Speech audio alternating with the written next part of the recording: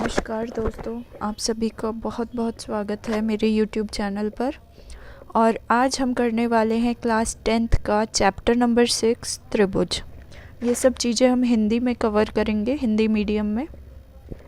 तो सबसे पहले हम जान लेते हैं कि इस चैप्टर में, इस अध्याय में हमें क्या पढ़ना, बेसिकली हमें क्या क्या पढ़ना है। तो मेन पॉइंट्स जो हम लोगों को कवर करना है यहाँ पर है कि हमें त्रिभुज की कुछ प्रॉपर्टीज़ के बारे में जानना होगा यहाँ पर, और हम थोड़ा सा और जानेंगे जो हमने कक्षा 9वीं में पढ़ा है उससे थोड़ा सा अधिक जानेंगे यहाँ पर। तो ये चैप्टर शुरू करने से पहले या ये त्रिभुज शुरू करने से पहले हम कुछ एक दो चीज़ें देख लेते हैं कि सिमिलर फिगर्स किसे बोलते हैं, यानी कि समरूप आकृतियाँ किसे बोलते हैं। तो सबसे पहले है समरूप आकृतियाँ। जैसा कि नाम से ही पता चल रहा है हमें, समरूप, जिसका एक कोई भी ऐसी आकृति जिसके रूप जो है बिल्कुल सेम हो, सम हो, यानी बराबर हो।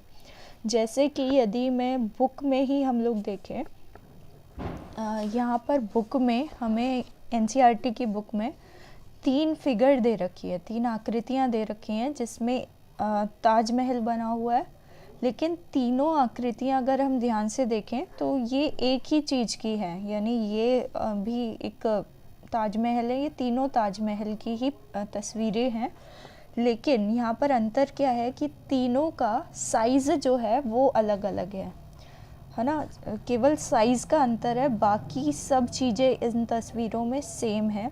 तो ऐसी आकृतियाँ जिसमें हमारी जो आकृति है वो समरूप है, यानी उनका रूप या यूँ कहें आकार सेम हो, समान हो, ऐसी आकृतियों को हम सिमिलर फिगर या फिर समरूप आकृति कहते हैं। और यही चीज़ हमने पहले भी पढ़ा है कि यदि हमारा आकार और उसका माप यानी कि साइज़ भी सेम हो जाए, शेप और साइज़ दोनों सेम हो जाता है, तो उन आकृतियों को हम सर्वांग सम आकृतियाँ बोलते हैं। तो हम जो पढ़ने वाले हैं वो समरूप आकृतियाँ पढ़ रहे हैं। समरूप यानी सेम रूप हो, उनका आकार छोटा बड़ा हो सकता है। तो इसी तरीके से हम त्रिभुजों में देखेंगे कि त्रिभुज में समरूप त्रिभुज कैसा दिखता है, और ये सब चीज़ों के बारे में हम लोग पढ़ेंगे। तो समरूप आकृतियाँ या समरूप त्रिभुज कैसा दिखता होगा। समरूप त्रिभुज कुछ ऐसे, कोई भी 2 या 3 जितने भी हम लेना चाहें, ऐसे त्रिभुज जिनका आकार ज़रूरी ना हो कि सेम हो, बराबर हो, लेकिन वो उनका जो रूप है या शेप है वो सेम होनी चाहिए। शेप एक तरीके से यहाँ पर सेम है दोनों की, तो ये समरूप त्रिभुज कहलाएंगे। तो इसी तरीके से कोई भी आपको आकृति दी जाएगी तो आप आइडेंटिफाई कर सकते हैं कि समरूप आकृति क्या है। लेकिन हम क्योंकि कक्षा 10वीं में है तो हमें इतना आसान सवाल नहीं पूछा जाएगा। ये केवल कॉन्सेप्ट बेस है कि आपको समरूप आकृतियाँ पता होनी चाहिए। अब बात कर लेते हैं जो हमारे एग्ज़ाम पॉइंट ऑफ व्यू से इम्पॉर्टेंट कुछ टॉपिक्स हैं, जैसे त्रिभुजों की समरूपता, यानी त्रिभुज समरूप कब कहलाएंगे, ये सब चीज़ें उसकी डेफिनेशन हम लोग देख लेते हैं। तो हम यहाँ पर बोलेंगे कि कोई भी दो त्रिभुज समरूप कब कहलाएंगे, जब वो 2 कंडीशन को सेटिस्फाई करते हैं, यानी 2 बातों को यदि वो फॉलो कर रहे हैं, कंडीशन को सेटिस्फाई कर रहे हैं, तो वो समरूप होंगे, नहीं तो वो नहीं होंगे। जैसे पहला क्या है कि उनके संगत कोण बराबर होने चाहिए। संगत कोण बराबर होना चाहिए, एक तो बराबर हो, और दूसरी कंडीशन ये है कि उनकी संगत भुजाएं जो हैं, संगत भुजाएं एक ही अनुपात में हो, एक ही अनुपात में हो, अर्थात वो समानुपाती हो, यानी अनुपात सेम हो यानी समानुपाती। इसी चीज को हम ऐसे भी लिख सकते हैं, समानुपाती। ठीक है, तो दो त्रिभुज समरूप कब कहलाएंगे? यदि वह ये दोनों कंडीशन को सेटिस्फाई करते हैं, उनके संगत कोण बराबर हो। मान लीजिए ये ए बी सी है, ये त्रिभुज ए बी सी है और ये त्रिभुज पी क्यू आर है। तो ये समरूप त्रिभुज कब कहलाएंगे? यदि इनके संगत कोण बराबर हो, यानी अगर मैं कहूँ ये कोण इसके बराबर हो, एंगल बी बराबर हो एंगल क्यू के, कोण ए बराबर हो कोण पी के, और कोण सी बराबर हो कोण आर के। तो यदि ऐसा होता है तो हम बोलेंगे तो यह एक कंडीशन सेटिस्फाई हुई। इसी तरीके से यदि दूसरी कंडीशन भी सेटिस्फाई होती है, यानी कि उनकी संगत भुजाएं एक ही अनुपात में हों, जैसे मान लो ये 3, 4 और 6 है, और मान लीजिए ये है 6, 12 और 8 सेंटीमीटर की ये भुजाएं हैं। तो अगर हम ध्यान से देखें तो ए बी भुजा और पी क्यू भुजा का अनुपात कितना होगा? ए बी कितना है आपको दे रखा है 4 और पी क्यू कितना दे रखा है 8। तो इनका अनुपात हो जाएगा, 4 के टेबल से कट जाएगा तो ये 1/2 अनुपात होगा। इसी तरीके से यदि मैं बी सी और क्यू आर का अनुपात लूँ, बी सी बटे क्यू आर लूँ मैं, तो ये होगा 3/6। बी सी 3 था और क्यू आर 6 था, तो 3/6, 3 एकम 3, 3 दूनी 6, तो अनुपात फिर से 1/2 हुआ। अब दो भुजाएं की बात कर ली, अब तीसरी भुजा भी चेक कर लेते हैं। तो यदि फिर से मैं एक अनुपात लूँ यहाँ पर ए सी बटे पी आर, तो हम पाएंगे ए सी है हमारा 6 और पी आर है 12, तो 6 एकम 6, 6 दूनी 12 यानी 1/2। तो आप देख पा रहे हैं कि उनकी संगत भुजाएं भुजाएं हैं, उनका जो अनुपात आ रहा है सभी का 1/2 आ रहा है। और तो हम कह सकते हैं क्योंकि इनके कोण भी बराबर है, संगत कोण बराबर है, और साथ ही साथ इनकी संगत भुजाएं भी एक ही अनुपात की हैं, तो हम बोल सकते हैं कि ये दोनों त्रिभुज जो हैं वो क्या हैं? समरूप हैं। यानी त्रिभुज ए बी सी और त्रिभुज पी क्यू आर समरूप हैं, और समरूप दिखाने के लिए हम एक चिन्ह का इस्तेमाल करते हैं, और ये चिन्ह ये है। तो ये चिन्ह हो गया समरूपता दिखाने के लिए। तो आई होप आप लोगों को ये कॉन्सेप्ट पता चल गया होगा कि दो त्रिभुजों को कब हम सिमिलर या समरूप कहते हैं। अब बात कर लेते हैं एक बहुत ही इम्पॉर्टेंट जो प्रमेय है, थ्योरम है, जो कि एग्ज़ाम में उससे रिलेटेड बहुत सारे क्वेश्चंस पूछे जाते हैं। वो है बीपीटी, बेसिक प्रोपोर्शनैलिटी थ्योरम, जिसे हम थेल्स थ्योरम भी कहते हैं, थेल्स थ्योरम भी कहते हैं। तो आइए बात कर लेते हैं बीपीटी या फिर जिसे हम थेल्स थ्योरम कहते हैं उसके बारे में। तो ये प्रमेय क्या बोलती है कि यदि किसी त्रिभुज की एक भुजा के समांतर अन्य दो भुजाओं को भिन्न भिन्न बिंदुओं पर प्रतिच्छेद करने के लिए एक रेखा खींची जाए, तो ये अन्य दो भुजाएं एक ही अनुपात में विभाजित हो जाती हैं। यानी कि यदि मैं एक त्रिभुज बनाऊं, और जो ये थ्योरम बोल रही है हम केवल वो कर रहे हैं, यदि मैं एक त्रिभुज बनाती हूँ और उसकी किसी भी एक भुजा के समांतर एक रेखा खींचूं, जैसे मान लीजिए यहाँ पर मैं ये वाली भुजा ले रही हूँ, नाम दे देते हैं A B C, B C भुजा के समांतर एक रेखा खींच रही हूँ। अब देखो समांतर रेखा ऐसे हो सकती है, ये हो सकती है, कुछ भी रेखा हो सकती है ना। यदि इनके समांतर एक रेखा खींची जाए जो अन्य दो भुजाओं को दो भिन्न बिंदुओं पर काटती है, ये दो भिन्न बिंदुओं पर काटती है, तो ये इन दो भुजाओं को सेम अनुपात में बराबर अनुपात में विभाजित करती है। यानी कि अगर मैं इसे P और इसे Q नाम दे दूं तो ये बोलना चाह रहे हैं कि AP बटे PB, AP बटे PB बराबर होगा AQ बटे QC के, AQ बटे QC के। इसी तरीके से मान लो मैं एक और अन्य कोई और रेखा ले रही हूँ। मान लो ऐसे करके एक दूसरी रेखा ले ली मैंने, इसको मैंने नाम दिया XY। लेकिन कंडीशन क्या है, इस BC के समांतर होनी चाहिए रेखा जो हम खींच रहे हैं। तो ये फिर से हम ये कह रही है कि ये जो रेखा है ये इन दो भुजाओं को सेम अनुपात में, बराबर के अनुपात में विभाजित करेगी। यानी AX और XB, AX बटे XB बराबर होगा AY बटे YC के, AY बटे YC के बराबर होगा। तो इसी तरीके से हम कोई भी एक भुजा ले सकते हैं। यानी मान लो अगर मैं ये वाला त्रिभुज ले रही हूँ, मैं इस भुजा के समांतर एक रेखा खींच रही हूँ, तो फिर से मान लो ये PQR है, मैंने PQ के समांतर एक लाइन खींची है। मान लो ये लिखा है L और M पॉइंट है, दो बिंदु है। तो ये अन्य दो भुजाएं, एक तो ये बच गई और एक ये बच गई, तो इसको सेम अनुपात में काटेगी। यानी QL बटे LP बराबर होगा QM बटे MR के। इसी तरीके से हम कोई भी प्रश्न को बहुत ही सरल तरीके से हल कर सकते हैं।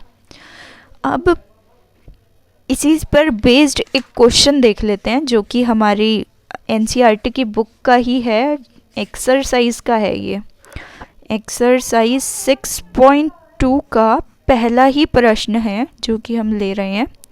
ये कुछ इस तरीके से फिगर बनी हुई है, कुछ नाम दिया है ABC और हमें एक रेखा दी गई है यहाँ पर D ये बिंदु है और E ये वाला बिंदु है। ये हमें 1.5 सेंटीमीटर दिया है, ये 3 सेंटीमीटर है, ये 1 सेंटीमीटर है। हमें दिया गया है कि DE समांतर है BC के, पहले ही ये हमें दे दिया गया है। अब यहाँ से हम आइडिया लगा सकते हैं कि हम थेल्स प्रमेय का इस्तेमाल कर सकते हैं और हमें बोल रहा है वो EC निकालो, हमें बोल रहा है EC फाइंड आउट करो कि कितना होगा। अब देखो इस त्रिभुज में DE जो लाइन है, रेखा है, वो इसको समांतर है BC के।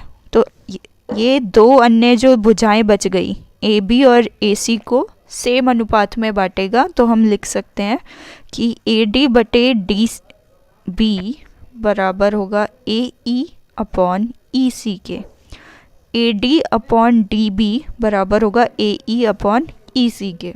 अब कुछ नहीं करना है, इनके मान रख देने हैं। AD हमें पहले से 1.5 दे रखा है, 1.5। DB हमें पहले से दिया हुआ है 3 लिख देंगे। AE हमें ऑलरेडी दिया हुआ है 1, तो यहाँ 1 लिख देंगे। और EC हमें नहीं पता, तो EC को ऐसा का ऐसा ही लिखेंगे। तो यहाँ से बस हमें EC निकालना है। देख लो EC बराबर हो जाएगा 3 बटे 1.5 के। यदि मैं इसको क्रॉस मल्टीप्लाई करूं, तो ये मैं क्रॉस मल्टीप्लाई यहाँ पर कर रही हूँ, पॉइंट हटेगा यहाँ पर, तो ये हो जाएगा 30 बटे 15 और 15 एकम 15, 15 दूनी 30। तो EC हो गया हमारा 2 सेंटीमीटर। तो ये हमारा आंसर हो गया 2 सेंटीमीटर। इसी तरीके से हमें और भी एक प्रश्न दिया हुआ है। यहाँ पर एक प्रश्न है, सेकंड पार्ट है इसका, एक बड़ी सी फिगर दी हुई है। उसमें यहाँ लिखा है ABC और इस तरीके से एक रेखा आके इसको काट रही है D और E पर।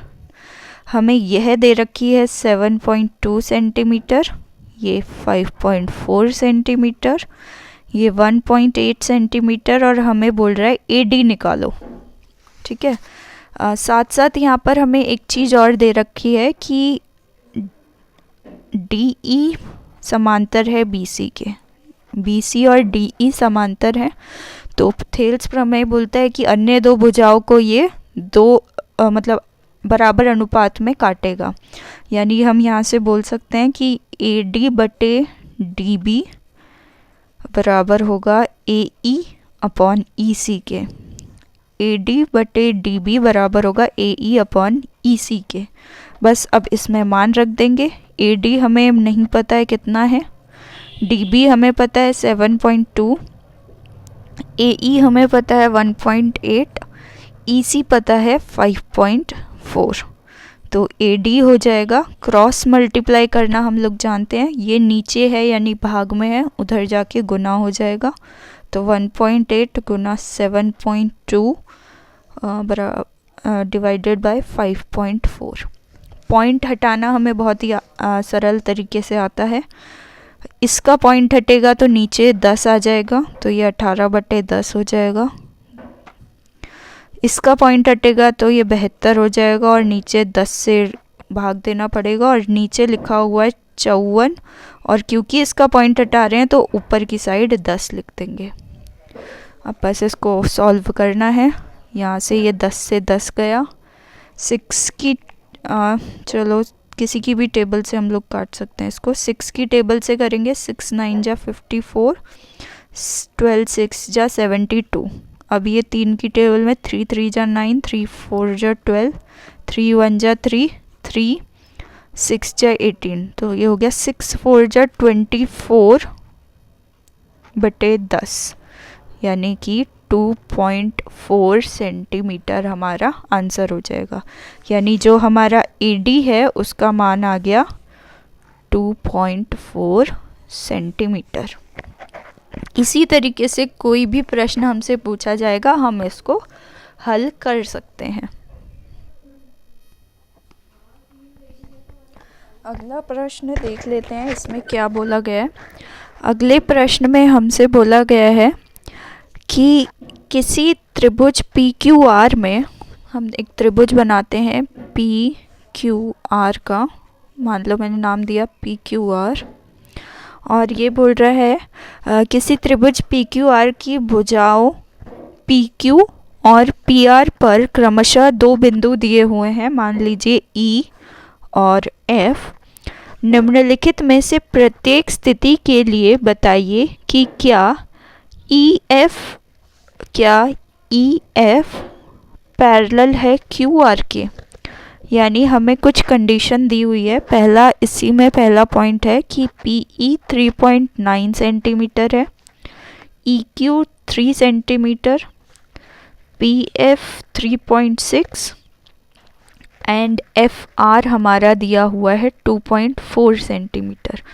यानी हमसे वो बोल रहा है कि इन्होंने हमें इन सभी का वैल्यू दे दिया है, मान दे दिया है कि ये कितने लंबे हैं, और ये हमसे पूछ रहा है कि क्या उस कंडीशन में EF QR के समांतर होगा या नहीं। यानी ये कुछ इस तरीके से है कि BPT का विलोम है। BPT में क्या था कि यदि हमारे पास कोई त्रिभुज है और किसी एक त्रिभुज के समांतर अगर मैं लाइन खींचूं, रेखा खींचूं, तो ये समान अनुपात में अन्य दो भुजाओं को बांटेगा। लेकिन यहाँ पर क्या हो रहा है, हमें ये पूछ रहा है कि क्या ये समांतर है या नहीं। तो सबसे पहले हम ये देख लेते हैं कि क्या PE EQ का अनुपात क्या है। तो अगर मैं देखूँ यहाँ पर, इसका अनुपात ये कुछ हो जाएगा 39/30। पॉइंट हटाया तो एक 0 आ जाएगा नीचे। 3 के पहाड़े से काटेंगे, 3 को 10 पे जाएगा तो 30 होता है, और यहाँ 13 हो जाएगा, तो ये 13/10 अनुपात हुआ।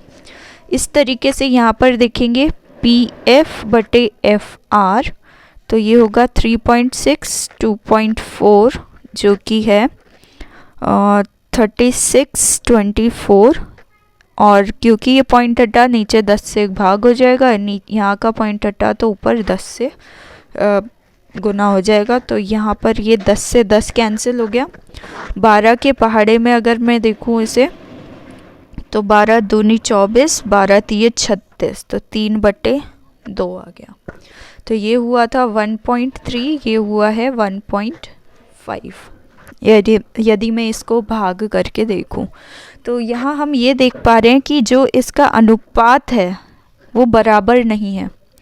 तो यहाँ एक बहुत इम्पॉर्टेंट चीज़ जो हमें यहाँ पर पहले समझनी होगी वो ये है कि जो अभी हमने किया था बीपीटी वाला कॉन्सेप्ट, बीपीटी, एक सेकेंड, जैसे ये बीपीटी का हमने जो कॉन्सेप्ट किया था, इसमें क्या था कि यदि हमें कोई रेखा समान अनुपात यदि कोई रेखा समांतर है किसी एक भुजा के, तो वो अन्य दो भुजाओं को समान अनुपात में बांटेगी।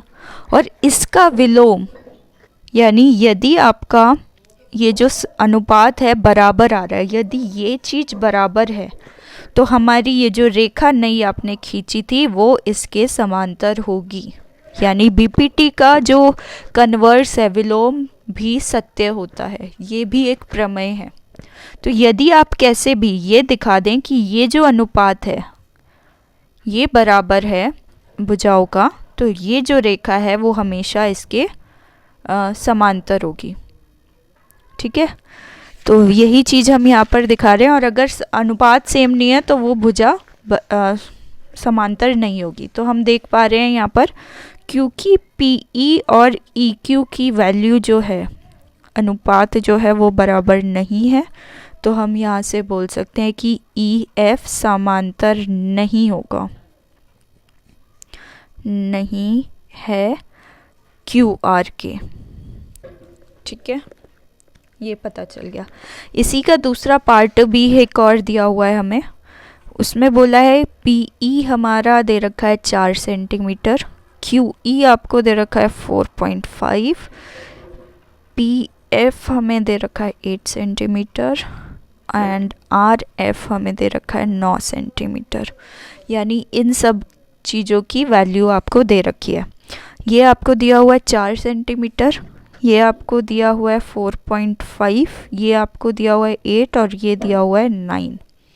तो अगर मैं इसको ध्यान से देखूं तो PE बटे, सॉरी यहाँ पर मैं अनुपात लिख देती हूँ, PE बटे EQ 4/4.5 हो जाएगा और PF बटे FR 8/9 हो जाएगा। यानी मैं क्या ले रही हूँ यहाँ पर, सिंपल दिस PE बटे EQ और PF बटे FR, इनका अनुपात ले रही हूँ। पहले इसका अनुपात निकालूंगी, फिर इसका अनुपात निकालूंगी। यदि ये सेम आएगा अनुपात तो हम कह सकते हैं कि EF समांतर होगा QR के, क्योंकि हमने अभी पढ़ा था कि बीपीटी का, थेल्स प्रमेय का विलोम जो है वो सत्य होता है।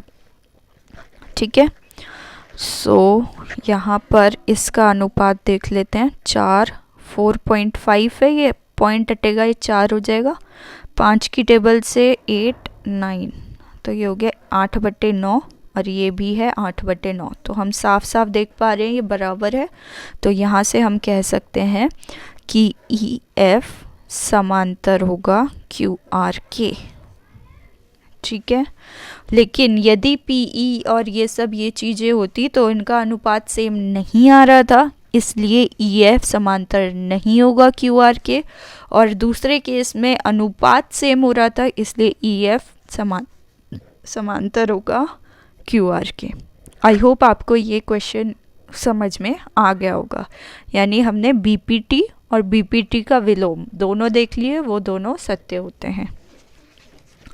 अब एक क्वेश्चन और है, क्वेश्चन नंबर 3। हमें दिया है एक ऐसी फिगर दी हुई है और हमें बोल रहा है कि ये जो LM है वो BC के समांतर है, LN जो है DC के समांतर है।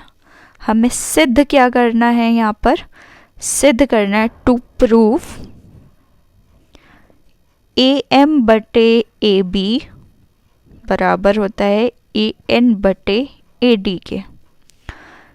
AM बटे AB करना है और फिर AN बटे AD करना है। तो ये देखना है कि क्या ये अनुपात बराबर होगा या नहीं। ठीक है। इस चीज़ को करने से पहले हम एक छोटा सा कॉन्सेप्ट यहाँ पर देख लेते हैं। बीपीटी को ही थोड़ा सा आगे हम यहाँ पर देख रहे हैं। बीपीटी में ये कहा गया था कि यदि एक त्रिभुज है और एक भुजा के समांतर दूसरी भुजा को अगर मैं ले लूँ, मान लो ये पी क्यू है, हमें दिया हुआ था कि पी क्यू समांतर था बी सी के, ये दिया था। और फिर हमने ये देखा कि ए पी अगर ऐसा दिया होता है तो ए पी पी बी बराबर होता है ए क्यू बटे क्यू सी के, ठीक है। यानी ये बटे ये इसके बटे इसके बराबर होता है। यदि देखो अगर मैं इसमें दोनों साइड 1 प्लस कर दूं, यानी ए पी बटे पी बी मैं 1 प्लस कर दूं और दूसरी साइड भी 1 प्लस कर दूं, तो हमारे समीकरण पे कोई फ़र्क नहीं पड़ेगा क्योंकि मैंने दोनों साइड बराबर चीज़ प्लस की है, ठीक है। अब देखो एलसीएम लेते हैं, ये तो हो गया पी बी, ऊपर ए पी रहेगा प्लस नीचे यहाँ 1 है तो ये हो जाएगा पी बी। हमें एलसीएम आता है सभी को लेने, यहाँ पर भी नीचे 1 था तो ये क्यू सी, यहाँ हो जाएगा A Q plus Q C, ठीक है। अब देख लो यहाँ पर कि A P plus P B क्या हुआ, A P plus P B, A P और पी बी को प्लस किया तो ये पूरा ए बी आ जाएगा ना, ये पूरा आ जाएगा ए बी, तो मैंने इसकी जगह लिख दिया A B upon P B तो सेम रहेगा। अब ये किसके बराबर है, A Q plus Q C, A Q plus Q C, A Q plus Q C क्या होगा पूरा ए सी, तो इसकी जगह मैं लिख रही हूँ ए सी बटे क्यू सी, ठीक है। अब देखो यहाँ पर हमने ये देखा कि ए पी बटे ए बी बटे पी बी बराबर है ए सी बटे क्यू सी के, और क्योंकि यह अनुपात है तो मैं इसको थोड़ा और घुमा के भी लिख सकती हूँ। मैं ऐसे भी लिख सकती हूँ, पी बी को ऊपर लिख दूँ, ए बी को नीचे। अब मैं ऐसे यहाँ पर इसको उल्टा घुमा रही हूँ तो मेरे को यहाँ पर भी घुमाना पड़ेगा, तो हम ऐसे भी बोल सकते हैं कि पी बी बटे ए बी बराबर होता है ए सी बटे, सॉरी उल्टा करना पड़ेगा ना यहाँ पर भी, क्यू सी बटे ए सी, ठीक है। सो आपको यहाँ तक समझ में आ गया होगा आई होप।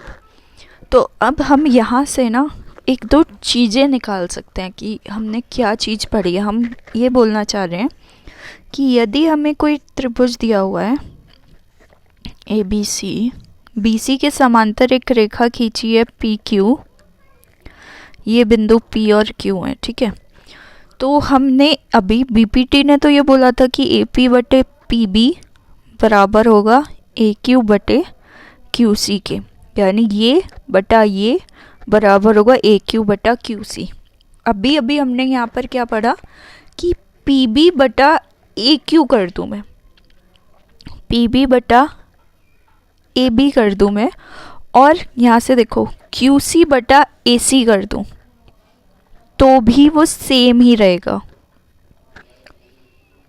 और अगर मैं एक और बार इसी तरीके से करके इसको घुमा के फिर +1 करूं, यानी पी बी को ऊपर लिखूं, ए पी को नीचे, और सेम इसको भी ऐसे घुमा दूं और +1 करती, तो मेरे पास एक और रिज़ल्ट आ जाता। वो क्या बोलता कि ए पी बटे ए बी, ए पी बटे ए बी बराबर किसके होगा, ए क्यू बटे ए सी के, सॉरी ए बी नहीं, यहाँ तो ए सी था ना, ए क्यू बटे ए सी, यहाँ ए सी था इसलिए ए सी आना था, वो बाय मिस्टेक ए बी लिख दिया, ठीक है। तो ये 3 पॉइंट्स बहुत इम्पॉर्टेंट है जो कि हमने यहाँ से डिराइव कर लिए हैं। अब हम वो क्वेश्चन देख लेते हैं कि उसको डायरेक्टली हम कैसे लिख सकते हैं। अब क्योंकि थोड़ा सा पैटर्न चेंज हुआ है कि फर्स्ट टर्म में हमारा MCQ ही आएगा, तो हमें ज़्यादा डिटेल में नहीं जाना है, हमें केवल रिज़ल्ट पर भी हम फोकस कर सकते हैं अगर हमें पता है कि कैसे आया। तो देखो यहाँ पर यदि मैं ये फिगर दी हुई थी, हमें बोला था कि LM समांतर है BC के, ln समांतर है CD के, और हमसे बोला था कि AM बटे AB AN बटे AD दोनों बराबर हैं, ये सिद्ध कीजिए। ठीक है, कैसे कर सकते हैं, ध्यान से देखो। इस वाले त्रिभुज में इस रेखा के समांतर ये रेखा खींचिए, तो हम कह सकते हैं कि AM बटे AB, अभी पढ़ा था हमने कि AM बटे AB और AL बटे AC, पूरा बड़े वाला AL बटे AC AM बटे AB दोनों का अनुपात सेम होने वाला है। ठीक है, इसी प्रकार से, और अगर इसको सिद्ध करना चाहते हैं अगर, तो फिर आप जैसे अभी किया था उस तरीके से सिद्ध कीजिए और फिर ये रिजल्ट यूज़ कीजिए। दूसरा है, इस त्रिभुज में देख लीजिए, अभी हमने पढ़ा था क्योंकि LM और CD समांतर हैं तो AN बटे AD बराबर होगा AL बटे AC के। तो वही लिख रही हूँ मैं, AN बटे AD बराबर होगा AL अपॉन AC के। अब देख लो, इसको समीकरण 1 नाम दे दो, इसको समीकरण 2 नाम दे दो, और समीकरण 1 और 2 से हम कह सकते हैं AL बटे AL बटे AC दोनों सेम है, तो ये भी तो सेम होंगे ना, ये भी बराबर हो जाएंगे। तो हम बोल देंगे AM बटे AB बराबर है AN बटे AD के। यही हमें सिद्ध करना था, यहाँ B था, सॉरी। ठीक है, यही हम लोगों को सिद्ध करना था और यही हमने सिद्ध कर दिया है। सिंपल। आओ चलो नेक्स्ट क्वेश्चन पे चलते हैं। और चलो नेक्स्ट क्वेश्चन करते हैं। एक फिगर देख रखी है क्वेश्चन नंबर 4 में, हमें बोला है कि DF और AE, ये DF और AE समांतर हैं और DE और EC ये समांतर हैं। ठीक है, हमें क्या सिद्ध करना है कि BF बटे FE बराबर है BE बटे EC के। अब देखो, त्रिभुज में जब भी आपको कहीं पे भी दे रखा होगा ना कि दो भुजा, मतलब एक लाइन आके, एक रेखा आके एक भुजा के समांतर है, कोशिश करो हमेशा BPT लगाने की। तो अब देखो, इसमें पहले क्या दे रखा है हमें कि DE समांतर है AC के, तो DE और AC की बात कर रहे हैं ना, तो बड़े वाला त्रिभुज की लेना पड़ेगा हमें, तो क्योंकि AC इसी त्रिभुज में आ रहा है ABC में, और DE इसके समांतर है, तो हम यहाँ से एक चीज़ बोल सकते हैं कि BD बटे DA बराबर होगा BE बटे EC के। क्यों होगा, BPT यूज़ कर रहे हैं हम लोग, है ना। त्रिभुज को थोड़ा घुमा के अगर मैं देखूं इसमें, क्योंकि ये इसके ये भुजा इसके समांतर आ रही है, तो हम कह सकते हैं BD बटे DA बराबर होगा BE बटे EC के। ठीक है, समांतर अनुपात देख रहे हैं बस हम लोग। इसी तरीके से हमें बोला है DF और AE समांतर हैं। अब देख लो, DF कहाँ पर है, ये रहा, और AE कहाँ पर है, ये रहा। अब ये दोनों किस त्रिभुज में आ रहे हैं, हम इस त्रिभुज को लेना पड़ेगा तभी होगा ना। तो अब देखो, इस त्रिभुज को मैं लूँगी, इन त्रिभुज कौन से वाला, ABE, उसमें देखो क्या होगा, यहाँ से फिगर भी देखेंगे और साथ साथ में लिखेंगे, क्योंकि ये इसके समांतर है तो अनुपात सेम होगा BD और DA। BD बटे DA बराबर होगा BF बटे FE, BF बटे FE के।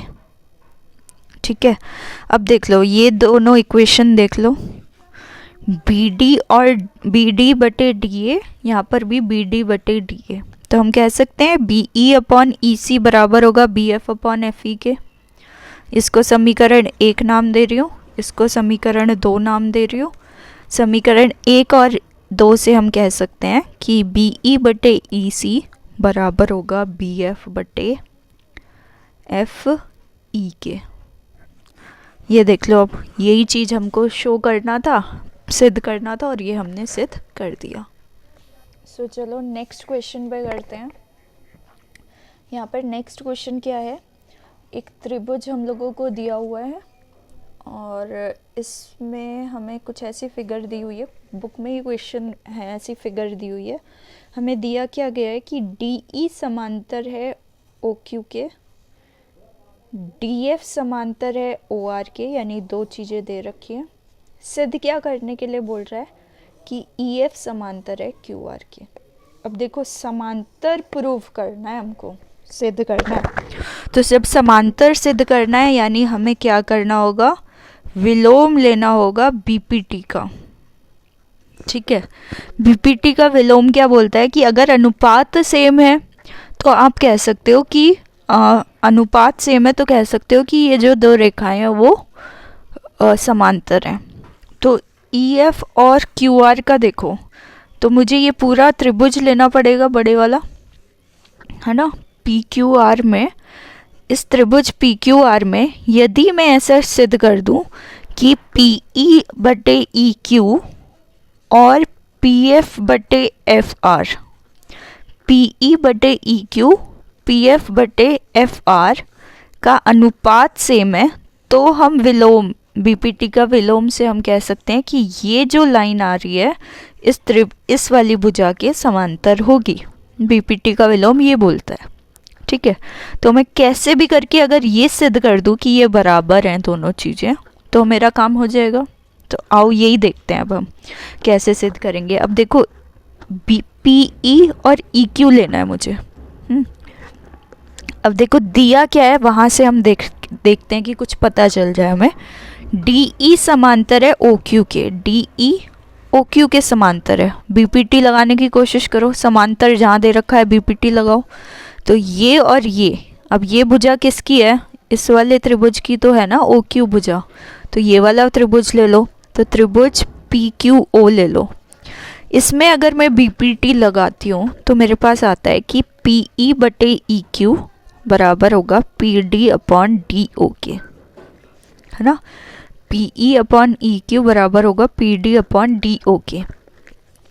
एक तो ये आ गया, इसको समीकरण एक नाम दे दो। दूसरा अब दिया हुआ है डी एफ ओ आर के समांतर है। तो अब ओ आर किसका भुजा दिख रही है, किस त्रिभुज की, तो ये वाली भुजा है इस वाले त्रिभुज की। सो त्रिभुज पी ओ आर देख लो, इसमें बीपीटी लगाएंगे तो इसके हिसाब से क्या होगा, P D upon D O, P D upon D O बराबर होगा P F upon F R K, P F upon F R K. इसको समीकरण 2 नाम दे दो। अब देखो P D upon D O इधर है, P D upon D O यहाँ पर भी है, तो यानी ये और ये बराबर हो जाएंगे। P E upon E Q बराबर हो जाएगा P F upon F R के। अब देखो यही अगर मैं यहाँ से सिद्ध कर पाती, ये वाला अनुपात इसके बराबर है, तो यहाँ से बीपीटी का विलोम यूज़ करके हम कह सकते थे कि ई एफ समांतर होगा क्यू आर के। तो यहाँ से हमने सिद्ध कर दिया कि ये इसके समांतर है। ठीक है, चलो अब नेक्स्ट क्वेश्चन करते हैं।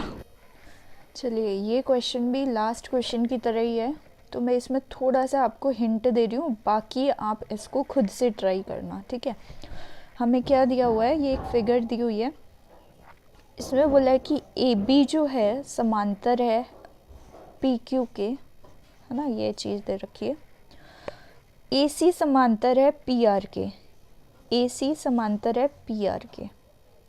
तो जब भी कुछ चीज़ समांतर है बीपीटी लगानी है हमें, है ना, तो यहाँ पर मैं कह सकती हूँ कि ओ ए बटे ए पी बराबर है O B upon B Q के।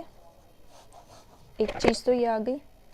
इसी तरीके से क्योंकि ये दूसरी वाली चीज़ इस वाले त्रिभुज में काम आ रही है, क्योंकि ये भुजा इसके समांतर है ना, तो मैं क्या करूँगी, ओ ए बटे ए पी, इस वाले त्रिभुज ओ ए अपॉन ए पी बराबर हो जाएगा ओ सी अपॉन सी आर के, ओ सी अपॉन सी आर के। अब देख लो यहाँ ओ ए अपॉन ए पी है, यहाँ पे ओ ए अपॉन ए पी है, तो ये इसके बराबर हो जाएगा। तो O B upon B Q बराबर हो जाएगा ओ सी अपॉन सी आर के, यानी O B upon B Q बराबर हो जाएगा ओ सी अपॉन सी आर के। तो इस त्रिभुज में ये अनुपात जो है इनके वो बराबर हैं। तो मैं कह सकती हूँ कि बी सी जो है समांतर हो जाएगा क्यू आर के। क्यों होगा? बीपीटी का विलोम यूज़ करते हुए। ठीक है, बहुत इजी था ये, सिंपली हो जाएगा। और देखो नेक्स्ट क्वेश्चन देखते हैं। इसमें बोला है कि प्रमेय 6.1 का प्रयोग करते हुए सिद्ध कीजिए कि एक त्रिभुज की एक भुजा के मध्य बिंदु से होकर दूसरी भुजा के समांतर खींची गई रेखा तीसरी भुजा को समद्विभाजित करती है। ये हम ऑलरेडी क्लास 9th में पढ़ चुके हैं। हमने क्या पढ़ा था? देखो ये हम एज अ थ्योरम पढ़ चुके हैं। तो इसमें बोला था कि यदि कोई भी त्रिभुज है, ठीक है, एक भुजा के मध्य से होकर, मान लो ये एक त्रिभुज है ए बी सी, किसी एक भुजा के मध्य, ये मध्य बिंदु होगा इस भुजा का ए बी का, तो इस मध्य बिंदु से होकर किसी दूसरी भुजा के समांतर में एक रेखा खींचूं, यानी समांतर होनी चाहिए, और वो आगे आगे ऐसे जा रही है। तो जहाँ ये तीसरी भुजा को कट करता है, प्रतिच्छेद करता है, तो वो बिंदु भी कौन सा होगा? मध्य बिंदु ही होगा। ठीक है, तो ये आप खुद से करेंगे, ये इम्पॉर्टेंट रिजल्ट है, पर ये प्रूफ हम कर चुके हैं छोटी क्लास में 9th में। ठीक है, तो सेम बीपीटी का यूज़ करते हुए आप इसको सिद्ध करेंगे। यानी आपको एक तरीके से क्या दे रखा है कि पी क्यू समांतर है बी सी के दिया हुआ है। हमें केवल और केवल ये सिद्ध करना है यहाँ से कि ए क्यू और क्यू सी बराबर है। ए क्यू क्यू सी बराबर है, तभी तो मध्य बिंदु हुआ ना क्यू इसका। तो अब सिंपल है, कर लेंगे। ये दिया हुआ है, बीपीटी यूज़ करेंगे। ए पी बटे पी बी बराबर हो जाएगा ए क्यू बटे क्यू सी के। और क्योंकि हमें पता है कि ए पी और पी बी बराबर हैं ना, बराबर है, यानी इसका 1 है, क्योंकि ये कट भी जाएंगे तो 1 बचेगा, है ना, बराबर चीज़ें हैं दोनों। तो मैं पी बी की जगह ए बी लिख दूंगी तो ये कट जाएंगे। तो हमारे पास क्या बचेगा कि ए क्यू और क्यू सी कितना है? 1, यानी ए क्यू बराबर हो जाएगा क्यू सी के। बस यही सिद्ध करना था हमें। ठीक है, क्रॉस मल्टीप्लाई किया तो क्यू सी ऊपर चला गया 1 से गुना होके। इसी तरीके से नेक्स्ट क्वेश्चन कर लेना, वो आपके लिए छोड़ रही हूँ मैं। अगला क्वेश्चन देख लेते हैं, क्वेश्चन नंबर 9। देखो हमें क्या दिया हुआ है कि ए बी सी डी एक समलंब है। समलंब हम जानते हैं कि जिनकी दो मतलब अपोजिट साइड्स, अपोजिट भुजा जो है, सम्मुख भुजाएं समांतर होगी, और जो दूसरी जो सम्मुख भुजाएं हैं वो समांतर नहीं होंगी। ठीक है, तो एक समलंब दिया है ए बी सी डी, और बोला है कि इनके विकर्ण जो है ओ बिंदु पर एक दूसरे को प्रतिच्छेद करते हैं। हमें दर्शाना है कि ए ओ बटे बी ओ बराबर है सी ओ बटे डी ओ के। ठीक है, ए ओ अपॉन बी ओ बराबर है सी ओ अपॉन डी ओ के। तो इसके लिए ना एक कंस्ट्रक्शन है, यानी एक हमें रचना करनी है जो हमें याद रखनी होगी। उसमें रचना में हमने क्या किया, एक ऐसी रेखा खींची जो इन दोनों के समांतर है। ठीक है, मान लो पी क्यू नाम दे दिया। ठीक है, एक ऐसी रेखा खींची पी क्यू जो कि ए बी और डी सी दोनों के समांतर है। ठीक है, ये रचना हमने कर दी है। अब देखो, यदि मैं ये वाला त्रिभुज देखूं इस त्रिभुज में, ठीक है, इस त्रिभुज में ये वाली रेखा इसके समांतर होगी, क्योंकि हमने रचना ही ऐसे की है इस रेखा की। तो अब इस वाली के ये समांतर है, तो हम यहाँ से बोल सकते हैं बीपीटी का यूज़ करते हुए कि ये अगर इसके समांतर है तो डीपी बटे पी ए, डीपी बटे, तो देखो हम यहाँ से बोल सकते हैं कि डीपी बटे पी ए बराबर होगा D O upon O B K, D O upon O B K. ठीक है। ये वाला हमने इस त्रिभुज, कौन से त्रिभुज से बताया, ए डी बी त्रिभुज पे बीपीटी यूज़ कर ली हमने, ठीक है। इसी तरीके से मैं इस वाले त्रिभुज पे, ये जो बड़ा सा त्रिभुज जो दिख रहा है हमें, इस पे भी हम लोग कर सकते हैं बीपीटी का यूज़, ठीक है। या फिर अभी के लिए हम लोग ये वाला ही लेते हैं, ये नीचे वाला बड़ा, ठीक है। सो त्रिभुज बी डी सी से अगर मैं बीपीटी लगाऊं तो मैं ऐसे बोल सकती हूँ कि डी ओ बटे O B, D O upon O B बराबर होगा बी क्यू बटे Q C K, B Q बटे क्यू सी के। अब देख लो, ये समीकरण 1 है, ये 2 है, यहाँ पे डी ओ बटे ओ बी है, यहाँ पर भी डी ओ बटे ओ बी है, तो ये और ये भी बराबर होंगे आपस में। तो यहाँ से बोल सकते हैं कि डी पी बटे पी ए बराबर है बी क्यू बटे क्यू सी के। तो एग्ज़ाम में ऐसा भी आ सकता है कि आपसे ये ना पूछ के ना ये पूछ लें कि ये सिद्ध करो कि डी पी बटे ए पी बराबर है बी क्यू बटे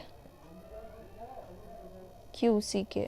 यहाँ थोड़ी सी गलती हो गई हमारी, D O upon O B था तो ये Q C upon Q B होगा, सॉरी ये उल्टा हो गया, ये होना था Q C upon Q B, तो यहाँ पर भी होगा Q C upon Q B. इसको ना दोबारा लिख देती हूँ, D P upon P A बराबर होगा Q C upon Q B K, ठीक है। एक चीज़ ये हमें पता चल गई, यहाँ तक भी एग्ज़ाम में वो पूछ सकता है आपसे कि इस तरीके से कुछ सिद्ध करने के लिए, पर क्यू पी और क्यू जो है हमने खुद से रचना की है, तो मे बी एग्ज़ाम में ऐसा रचना करने के बाद पूछे, शुरू में वो नहीं पूछेगा, ठीक है। तो हमारी एक पॉइंट ये हो गया। दूसरा देख लो, अब अभी हमने 2 त्रिभुज लिए थे, एक तो ये वाला और एक ये वाला, ठीक है। अब हम इसका रिवर्स लेते हैं। कौन सा वाला लेंगे, मान लो अब की बार ये 2 हो गए थे, अब मैं ये वाला ले रही हूँ, ए बी सी, त्रिभुज ए बी सी, ठीक है। तो इसमें भी ये इसके समांतर है, ठीक है। बीपीटी लगाएंगे तो सी क्यू बटे क्यू बी, सी क्यू बटे क्यू बी बराबर होगा ओ सी बटे ओ ए के, ठीक है। क्यू सी सी क्यू बटे क्यू बी बराबर होगा ओ सी बटे ओ ए के। यहाँ से देख लो अभी क्यू सी बटे क्यू बी, क्यू सी बटे क्यू बी, अगर ये दोनों बराबर हैं तो ये भी तो बराबर होंगे, तो यहाँ से हम क्या बोल सकते हैं, ये भी बराबर होंगे। हम डायरेक्ट यहाँ से बोल सकते हैं कि डी ओ बटे ओ बी बराबर हो जाएगा ओ सी अपॉन ओ ए के। देख लो, अब क्या हमें यही प्रूव करना था, नहीं हमें ये प्रूव करना था, हम कुछ और ही प्रूव कर बैठे हैं, पर कोई बात नहीं, इससे और इससे हम कंपेयर करेंगे। हम क्या करने वाले हैं, मैं इसको क्रॉस मल्टीप्लाई करके इसको सॉल्व करेंगे हम लोग, ठीक है। यहीं पर मैं छोटा छोटा लिख देती हूँ। इसको लिख सकते हैं डी ओ इंटू ओ ए बराबर होगा ओ सी इंटू ओ बी के। क्रॉस मल्टीप्लाई हमने किया है इसको, ठीक है। मुझे यहाँ पर सिद्ध क्या करना है, ऊपर ए ओ या ओ ए होना चाहिए, तो मैंने यहाँ पर ओ ए रखा। बी ओ नीचे होना चाहिए, तो ये गुना हो रहा है यहाँ पर, तो यहाँ भाग में चले जाएगा, ओ बी आ जाएगा, ठीक है। ये ओ बी उतर के नीचे आ गया, ये ओ ए यहीं पर रहा, यहाँ पे डी ओ बचा था, तो मैं क्या करूँगी, इसको डी ओ को नीचे ले जाऊँगी क्रॉस मल्टीप्लाई में, ठीक है। और ओ सी ऊपर था, ओ सी ऊपर ही रहेगा, समझ रहे हो। यहाँ ये गुना हो रहे थे, तो कोई भी चीज़ यदि गुना होती है तो उधर जाके भाग में चली जाती है, तो ओ ए के साथ गुना हो रहा था डी ओ, तो राइट साइड जाके वो भाग में चला गया, और ओ सी के साथ ओ बी गुना हो रहा था, तो ये यहाँ पे जाके भाग में चला गया। तो यही हमें चीज़ सिद्ध करनी थी।